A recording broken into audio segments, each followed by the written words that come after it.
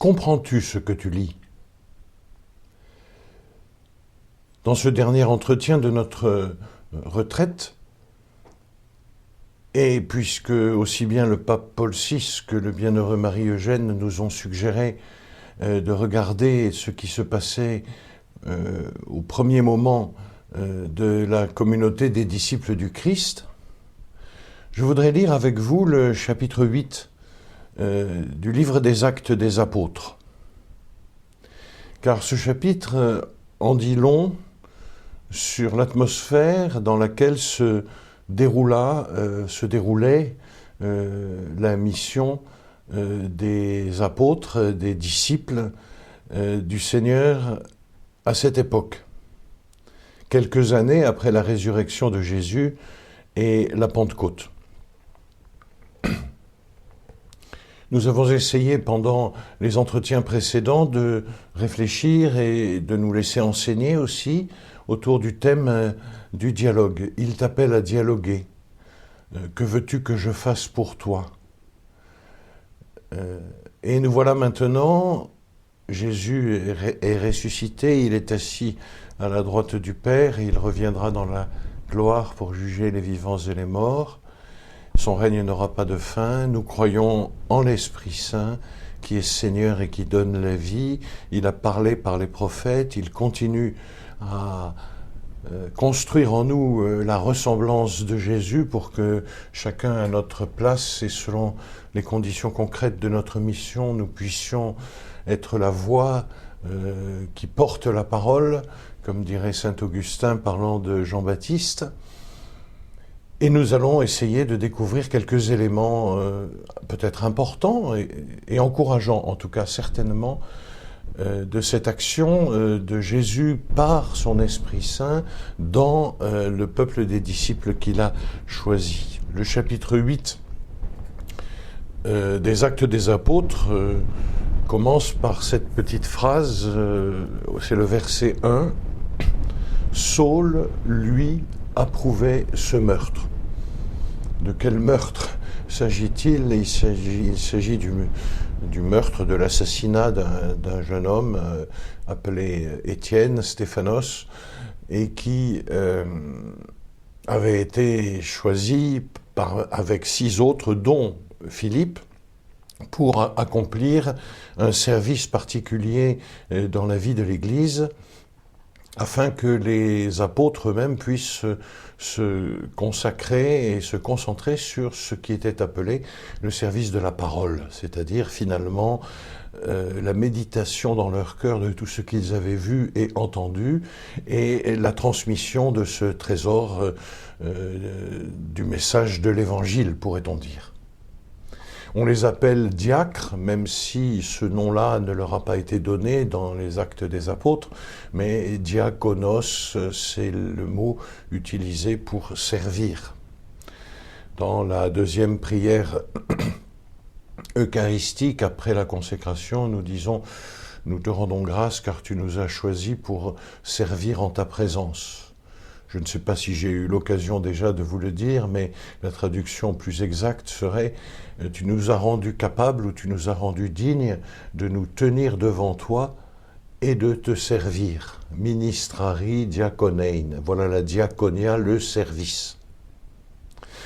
Et donc Étienne vient d'être assassiné. Et Saul, ce jeune homme qui n'a pas jeté les pierres parce qu'il était probablement trop jeune, mais qui a gardé les vêtements des bourreaux, le texte des Actes nous indique vraiment qu'il approuve cette attitude-là qui consiste à massacrer des disciples de Jésus. Il va beaucoup changer, Saul. Il deviendra Paul. Et ces qualités remarquables de juif très fervent vont devenir le génie de l'apôtre des nations, comme écrit le Père Marie-Eugène dans « Je veux voir Dieu ». Je remarque que nous apprenons au moins ceci, que la division des Actes des Apôtres, comme d'ailleurs des Évangiles en chapitres et en versets, ne correspond pas du tout à la logique propre du récit. C'est un travail qui a été fait beaucoup plus tard pour faciliter le référencement afin qu'on puisse se retrouver plus facilement lorsque on fait des groupes bibliques, si l'on peut dire, ou des lectio divina, ce que je vous encourage vivement à faire à 2, à 3, là où vous êtes, en prenant grand soin d'écouter ce que dit le texte avant de vous poser la question, de nous poser la question, de savoir ce qu'il me dit. Donc les questions de compréhension sont fondamentales pour lire un texte de l'Écriture avant les questions d'intégration ou de réception. Ce qu'il me dit, c'est la réception. Ce qu'il dit, c'est la recherche du sens, tout simplement, de la signification. Saul, lui, approuvait ce meurtre. Alors tout de suite après, dans le même verset 1 du chapitre 8, et c'est le premier point que je veux noter, les disciples du Seigneur se trouvent face à une violente persécution.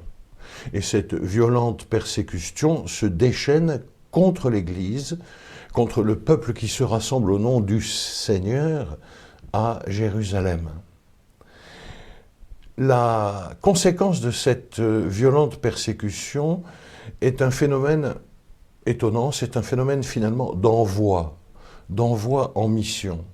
À l'exception des apôtres qui considèrent que leur travail, leur mission, il appartient à leur mission de demeurer un groupe stable à Jérusalem. Pardon. Tous, dit le texte, à l'exception des apôtres, se dispersèrent. C'est pas furent dispersés, c'est prirent la décision de se répandre en fait, de se répandre dans les campagnes de Judée et de Samarie.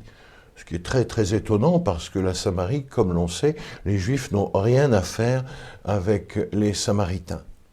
Tous les disciples. Cependant, quelques-uns qui avaient une grande dévotion pour Étienne, le diacre, ils se chargèrent de le mettre au tombeau et de prier pour le repos de son âme. Et dans le même temps, c'est le verset 3 du chapitre 8, Saul, lui, continue son travail de purification du judaïsme, pour lui-même en tout cas, pour débusquer les idolâtres qui donnent leur foi au Dieu unique, qui la transfèrent sur un homme, cet homme qui a été crucifié, c'est quand même un scandale pour lui. Alors il ravageait l'Église. Allant de maison en maison, il en arrachait hommes et femmes et les jetait en prison. Climat vraiment difficile pour les disciples du Seigneur. Et alors ceux qui avaient été dispersés s'en allèrent de lieu en lieu, de village en village.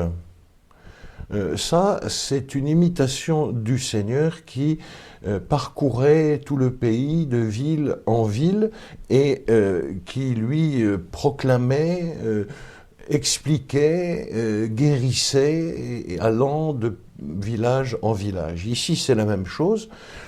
Et les disciples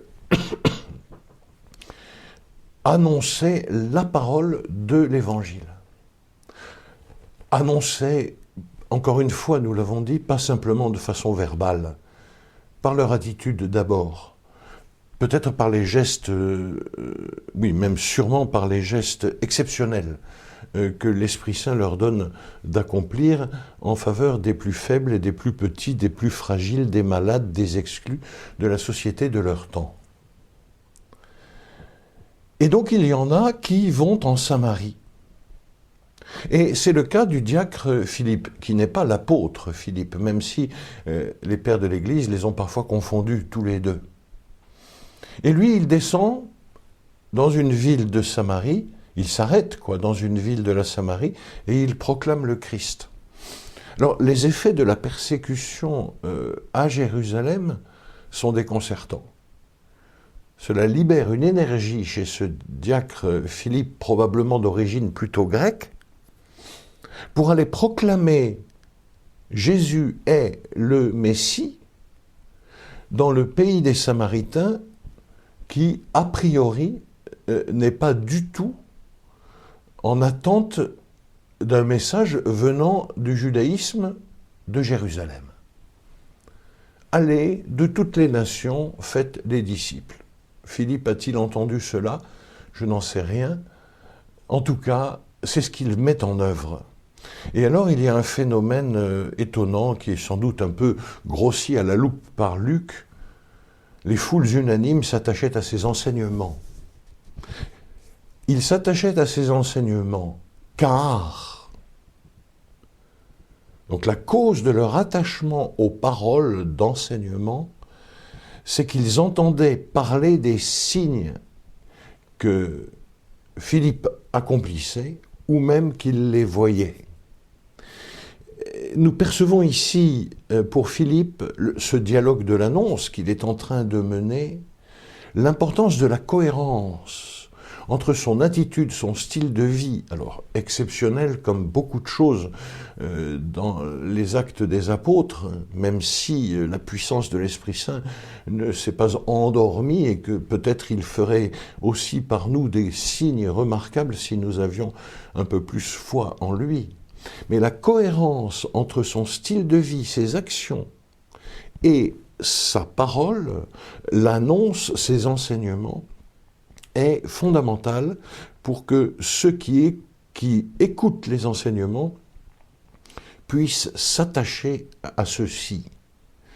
Nous nous attachons à un enseignement parce qu'il est donné par quelqu'un qui atteste dans sa vie la puissance de l'Esprit Saint à l'œuvre. Est-ce que cette personne est sainte? Certainement pas. Est-ce qu'elle peut être marquée par des péchés, par des chutes? Certainement. Après tout, Pierre, lui aussi, a bien été un témoin formidable et un renégat tout en même temps. Et quant à Saul, ce que nous venons juste de lire dans les Actes évite la nécessité de tout commentaire. Alors, cette mission de Philippe dans ce pays de Samarie reproduit en quelque sorte ou actualise les axes de la mission de Jésus. Il en fit 12, il les envoya avec le pouvoir de chasser les démons. Et nous avons dans le verset 7 du chapitre 8 des Actes, les esprits impurs sortaient en poussant de grands cris, les paralytiques et des impotents furent guéris. Et le fruit de cela, et c'est très joli de voir que les Actes le soulignent, Luc le souligne, la joie fut vive dans cette ville.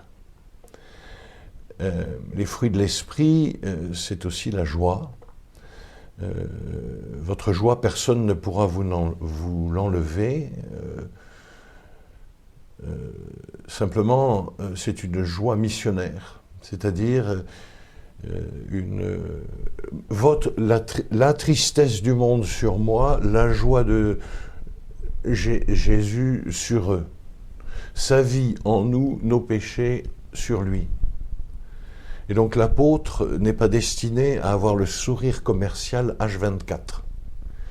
Il chemine comme il le peut, mais le fruit de son activité, lorsqu'elle est authentiquement chrétienne, c'est la joie dans les âmes.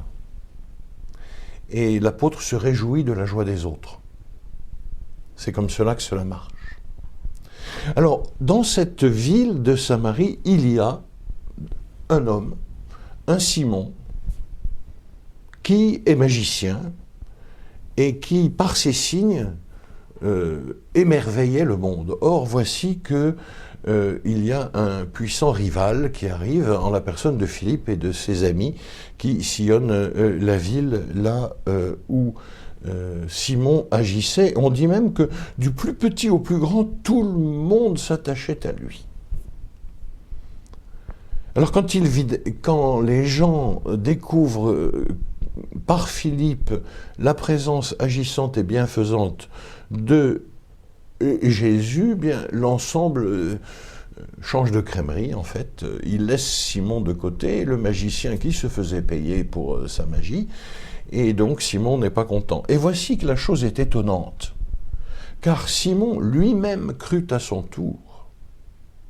Il reçoit le baptême et il ne lâche plus Philippe. Il devient comme le toutou, il le suit partout, avec sans doute, peut-être, nous allons le voir, des motivations pas tout à fait encore bonnes. Mais Philippe ne va pas le mettre dehors.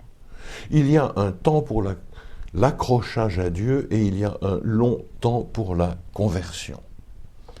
Alors, l'effet de la présence de Philippe en Samarie est tel que cela arrive à l'oreille des apôtres et Pierre et Jean viennent depuis Jérusalem. Et là, ils font ce qui est leur métier en fait. Ils prient pour que l'Esprit Saint soit donné aux gens. Car en effet, dit le texte, l'Esprit Saint n'était encore tombé sur aucun d'eux. Ils avaient été seulement baptisés au nom du Seigneur Jésus. Alors, Pierre et Jean se mirent à leur imposer les mains et ils recevaient l'Esprit Saint. Il y a dans la croissance des disciples de Philippe, mais qui sont maintenant des disciples du Seigneur, il y a justement des étapes. Et l'étape de la réception du Saint-Esprit, non pas qu'il n'est pas à l'œuvre avant dans l'âme, mais voilà qu'il y a une étape dans laquelle il va prendre davantage le gouvernail, en fait, la maîtrise de l'âme. Si celle-ci en accepte les conditions, et comme l'Esprit Saint est don, l'acceptation de la présence de l'Esprit revient à entrer nous aussi dans la dynamique du don. Don de soi, humilité et silence, non seulement livrent l'âme à l'action de Dieu, mais exercent une pression quasi irrésistible sur la liberté divine pour qu'elle intervienne dans la vie de l'âme par les dons du Saint-Esprit. Cette phrase est du Père Marie-Eugène dans « Je veux voir Dieu ». Les trois attitudes qui font que l'Esprit Saint passant par là craque à tous les coups lorsqu'il nous voit essayer de les mettre en œuvre. Don de nous-mêmes, humilité, et l'humilité consiste à marcher selon la vérité, et nous sommes des orgueilleux, mais l'orgueil qui a pris l'habitude de supplier humblement, antinomie dans « Je veux voir Dieu » aussi. L'orgueil qui a pris l'habitude de supplier humblement fait jaillir de lui-même une source de lumière et de vie. Donc nous voilà cette action de l'Esprit Saint. Et alors Simon, évidemment, lui, je ne sais pas s'il a reçu le Saint-Esprit. Déjà, il ne semblerait pas, parce qu'autrement il ne va pas dire cela. Verset 18. « Donnez-moi ce pouvoir à moi aussi, dit-il, en s'adressant à Pierre et Jean et en leur offrant de l'argent. Donnez-moi ce pouvoir à moi aussi, que celui à qui j'imposerai les mains reçoive l'Esprit Saint. » Waouh! Simon veut faire du blé avec l'esprit de pauvreté, avec l'esprit gratuit. Venez acheter, buvez, mangez sans argent et sans rien payer. Je vais vous donner un peu d'argent, vous allez me donner la puissance d'imposer les mains, et puis comme cela, bien, je donnerai le Saint-Esprit à qui me semblera bon contre quelques espèces sonnantes et trébuchantes. Ceci n'est pas de l'apostolat. L'apôtre ne travaille pas pour avoir un retour sur investissement, et surtout pas un retour monétaire. L'apôtre travaille pour que Dieu soit glorifié. Autre est le semeur, autre est le moissonneur. Nous moissonnons là où nous n'avons pas semé. Et Simon, le magicien, ici, est en pleine étape de conversion. Il est loin encore du compte, et Pierre lui fait un reproche. « Périsse ton argent et toi avec lui. Tu as cru acheter le don de Dieu à prix d'argent. » On a l'impression que Pierre a un sourire affligé. Qu'est-ce que c'est que cette histoire, mon pauvre ami? Tu n'as encore presque rien compris. Alors nous, bien entendu, nous ne faisons pas comme cela, nous n'allons pas acheter avec de l'argent le don de Dieu, mais n'est-il pas vrai que parfois nous prévoyons quelques sacrifices, quelques efforts, quelques ascèses, qui pourrait peut-être tomber sous le diagnostic de Marie-Eugène dans « Je veux voir Dieu », l'âme a fait des plans et selon, grâce à quelques sacrifices dont le bénéfice est prévu par elle spéculativement immense, écrit « Je veux voir Dieu », écrit le Père Marie-Eugène dans « Je veux voir Dieu ». Autrement dit, Seigneur, regarde, j'ai quand même fait tout ça pour toi, donc ça serait quand même justice que tu fasses ce que je vais te demander, que tu accomplisses de la manière que j'ai décidé la mission que je me suis donnée. Simon lui-même, il est dans ce trip, dans ce voyage-là, dans cette expérience-là. C'est une étape de la croissance. Et curieusement, Pierre ne lui dit pas « fiche le camp, je ne veux plus te voir ». Il lui dit « convertis-toi de ce mauvais dessein ». Et il continue « prie le Seigneur ». Alors, écoutons cette parole pour nous-mêmes aussi. Peut-être cette pensée de ton cœur te sera-t-elle pardonnée, car tu es dans l'amertume du fiel et les liens de l'iniquité. Voilà le paradoxe du chrétien en chemin vers la sainteté. Il désire le Saint-Esprit, mais il le désire à prix d'argent. D'argent. On peut très bien voir dans cela quelque chose de symbolique. Non, l'Esprit Saint est gratuit. Et alors il y a du donnant-donnant dans notre relation avec le Seigneur, qui lui, alors, il a donné sa vie pour ceux qu'il aime. Et la preuve que Dieu nous aime, c'est que le Christ est mort alors que nous étions encore pécheurs. Dieu, le premier, nous a aimés. C'est lui qui a l'initiative du dialogue. Et nous-mêmes, lorsque nous prenons l'initiative du dialogue de l'annonce pour prolonger le dialogue du salut, tout cela ne peut être que sans chercher de retour, même pas la réputation, rien. Juste à être connu selon ce que nous sommes, c'est-à-dire avec cette misère qui nous habite, en implorant d'être supporté par les autres, comme dit Joseph Ratzinger dans son introduction au christianisme. Il faut être supporté par les autres afin de pouvoir à notre tour porter quelque chose de très, très humble. Et alors Simon comprend et il entre dans un... Simon le magicien, pas Pierre. Il entre, c'est le verset 24 du chapitre 8, il entre dans un processus et il confie aux autres la mission de l'intercession.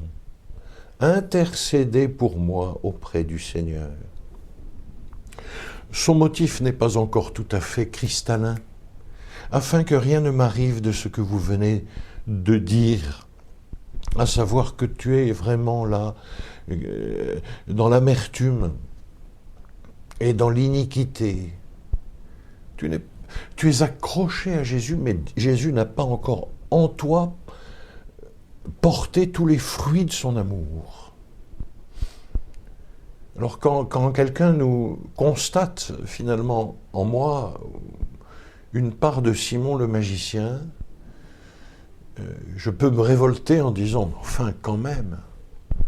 Ou bien je peux me dire « tiens, ce phénomène que je suis en train de vivre qui fait que je ne suis pas encore accordé complètement, mais ce phénomène il a sa place dans les actes des apôtres. Et donc je ne suis pas en dehors de l'histoire de l'Alliance. Je ne suis pas en dehors de l'action du Saint-Esprit. Je ne suis pas en dehors de l'amour de l'Église. Car Pierre et Jean, bien certainement, vont partir et retourner à Jérusalem après avoir rendu témoignage et annoncé la parole du Seigneur. Ils retournèrent à Jérusalem en évangélisant, proclamant dans de nombreux villages samaritains. Mais Pierre et Jean sont repartis avec la mission de l'intercession. Et alors voilà ce qui se passe. Ils repartirent, eux, et avec Philippe. Ils arrivent à Jérusalem, Philippe plein des merveilles accomplies, avec l'aide de l'Esprit Saint, bien entendu, en Samarie. Et voilà, changement complet pour ce pauvre Philippe. L'ange du Seigneur lui dit « Pars et va-t'en à l'heure de midi sur la route qui descend de Jérusalem à Gaza. Elle est déserte. » Nouvelle mission pour Philippe, partir seul sur une route déserte. Il faut reconnaître que spontanément, on se dirait, si l'Esprit Saint voulait que Philippe puisse évangéliser, il ne l'enverrait quand même pas dans un désert. En fait, j'ai l'impression, peut-être que vous trouverez une autre signification, que le passage intermittent par le désert est absolument nécessaire pour la mission. Ce passage nous détache de la satisfaction que nous pourrions avoir de la mission accomplie et nous évite de nous prendre pour le sauveur. Et puis il nous dépouille. Donc voilà Philippe, à l'heure de midi, donc en pleine chaleur peut-être, je ne sais pas si c'était l'hiver ou l'été, le voici qui prend la route vers Gaza depuis Jérusalem. Et dans la mission, il y a « elle est déserte ». Autrement dit, tu vas marcher tout seul, mon vieux.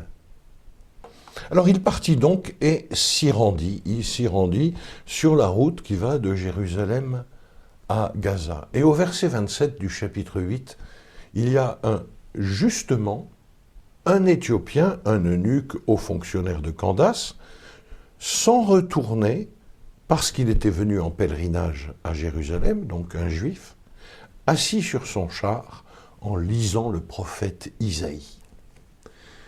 Philippe a consenti à partir dans une zone désertique. Mais justement, l'Esprit Saint aurait peut-être quand même pu le prévenir en avance. Écoute, tu vas rencontrer quelqu'un. Non.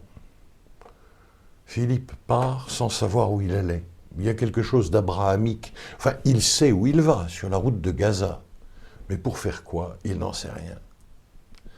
Je crois qu'il y a là, pour nous aussi, surtout en ces périodes où nos habitudes missionnaires sont vraiment profondément bouleversées, il y a là un espace où nous pouvons nous glisser pour poursuivre l'expérience que l'Esprit Saint dirige tout. Et peut-être nous trouver dans des lieux déserts, alors non pas sans personne, mais sans repères évangéliques. Et peut-être pour être attentif aux différents chars qui circulent par là et pour écouter ce qui s'y dit. L'Esprit dit à Philippe, avance et rattrape ce char. Donc, en plus, l'Esprit Saint le fait courir. Et de fait, au verset 30, Philippe courut. On peut supposer évidemment d'abord il avait du retard et que le char allait à une bonne vitesse. Est-ce que c'était un char à bœufs, un char à chevaux, un char à âne, je n'en sais rien. Mais en tout cas, voilà qu'il rattrape. Et il écoute. Il remarque que ce monsieur lit le prophète Isaïe. Il est attentif à ce qui se passe chez l'homme. Et Philippe entre en dialogue de l'annonce. Verset 30. Il demande à l'eunuque, « Comprends-tu ce que tu lis ? Est-ce que tu pourrais, s'il te plaît, me faire partager ce que tu comprends ?» Mais l'autre, il est honnête, comment le pourrais-je si personne ne me guide ? On ne peut jamais être seul devant l'Écriture. Il nous faut la communauté Église. Il nous faut les témoignages des saints qui ont lu ces passages et qui en ont véritablement donné une interprétation vivifiante pour leur propre vie, pour leur propre expérience. Et alors se passe, après cette entrée en matière, comprends-tu ce que tu lis ? Une invitation. L'homme invite Philippe. Il invita Philippe à monter et à s'asseoir près de lui. Et voici que va devenir un dialogue que ce dialogue va devenir vraiment un moment extraordinaire. Il lit Isaïe 53. Il y a un court résumé par Luc, mais je vous encouragerais vraiment à lire les versets 1 à 10 du chapitre 53 d'Isaïe. C'est le serviteur souffrant. Vous vous souvenez, nous avons parlé du buvard immaculé. Eh bien, ce texte décrit le drame, finalement, terrible de ce que représente pour Jésus le buvard immaculé, le fait de prendre sur lui, en nous en libérant, toutes les conséquences de nos péchés et du péché du monde. Et la question que se pose l'eunuque est la suivante. De qui le prophète dit-il cela? De lui-même ou de quelqu'un d'autre? Donc la question que pose l'eunuque, c'est en quoi cela pourrait-il me concerner? Ou qui cela concerne-t-il? Donc Philippe part dans ce dialogue de l'annonce de la question de l'eunuque. Joseph Ratzinger a écrit il y a bien longtemps ce texte. Si les réponses chrétiennes qui sont toujours vraies n'ont pas porté de fruits depuis plus d'un siècle, c'est parce qu'elles étaient produites sans tenir compte des questions des gens. Nous devons donc réapprendre à écouter l'homme d'aujourd'hui, à faire nôtre les questions de l'homme d'aujourd'hui, pour y redécouvrir Dieu et apprendre à le dire. Philippe se laisse impressionner par cette belle question de cet homme qui cherche. Il était en pèlerinage à Jérusalem, il redescend avec Isaïe dans les mains, et il se dit, maintenant quoi? Et Philippe annonce à l'eunuque que le serviteur souffrant, c'est le Messie du Seigneur, et que ce Messie est Jésus de Nazareth.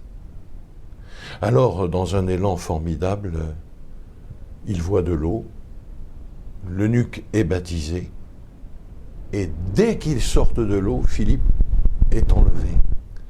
Autre est le semeur, autre le moissonneur. Et le fruit de cette rencontre, dialogue de l'annonce est indiqué ici. Il poursuivit son chemin tout joyeux. Quant au diacre Philippe, qui était parti sur une route déserte, qui avait fait un bel acte missionnaire et qui aurait bien pu poursuivre le dialogue quand même un bon moment avec l'eunuque et peut-être son chauffeur, je ne sais pas, Philippe est arraché à sa mission en quelque sorte. Le Seigneur, l'Esprit du Seigneur enleva Philippe. Et il se retrouva à Ashdod, sur la côte méditerranéenne, un peu au-dessus de Gaza. Et il continua sa route le long de la côte jusqu'à arriver à Césarée maritime. Je voulais partager avec vous ce récit et vous inviter à le lire et peut-être le relire comme le cadeau d'un espace qui nous est fait pour que nous puissions nous-mêmes trouver dans ce récit des clés, des lumières pour notre mission d'évangélisation dans le temps actuel.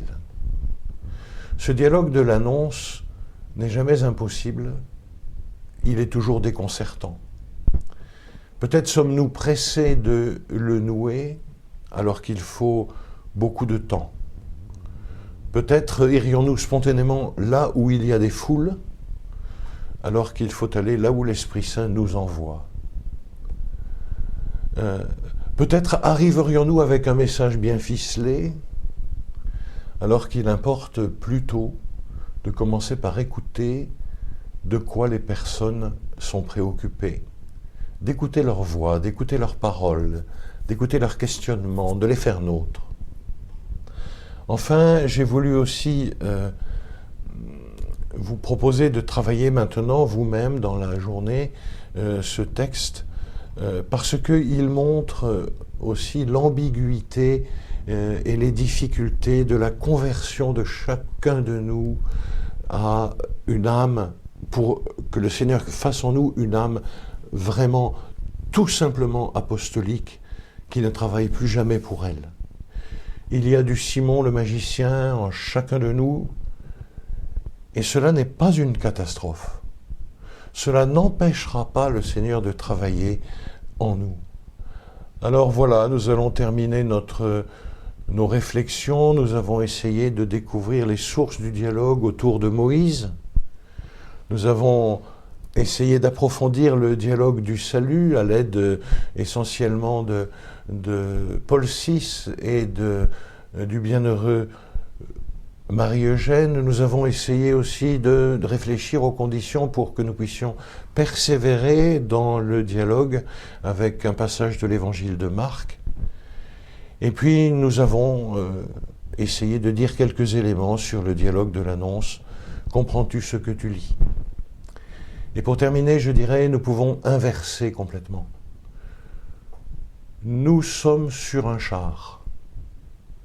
Lisons-nous l'Écriture et sommes-nous prêts à la lire à haute voix pour que quelqu'un puisse l'entendre et vienne nous poser la question « Comprends-tu ce que tu lis ?»